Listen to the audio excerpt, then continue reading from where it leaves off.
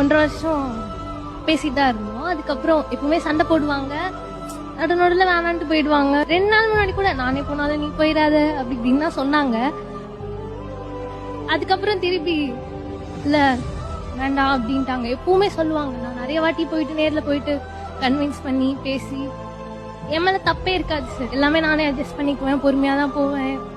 அவங்க வீட்டுல எல்லாருக்குமே தெரியும். ஒரு தடவை 2 தடவை இல்ல சார், எந்த பொண்ணுமே போயிருக்க மாட்டா, தப்பே பண்ணிருக்க மாட்டேன். நான் அவ்வளவு திட்டு வாங்கியிருப்பேன். சரி கோவத்துல நம்ம எதுவும் பேசக்கூடாதுன்னு அமைதியாயிடுவேன், எதுவும் பேச மாட்டேன். கோவம் தான் பிளாக் பண்ணிட்டு போயிடுவாங்க. எல்லாத்தையும் தேவையில்ல, நீ என்ன வெறுப்பேத்திட்டு நான் போயிடுறேன். ரீசனே இல்ல சார், ஒண்ணுமே இல்ல, எனக்கு இப்போ வரைக்கும் தெரியல. இவங்க தான் வந்தாங்க, நான் பிக்ஸ் பண்ணிட்டேன் சார்.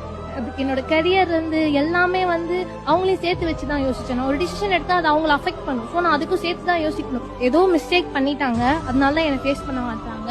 இப்ப நான் கேட்டா நான் கேள்வி கேட்பேன், அதனால தான் அவங்க அப்படி போயிருக்காங்க. நான் வேணாம் டிசைட் பண்ணிட்டாங்க, அவங்க பேசுறத வச்சு எனக்கு தெரியும். இந்த வாட்டி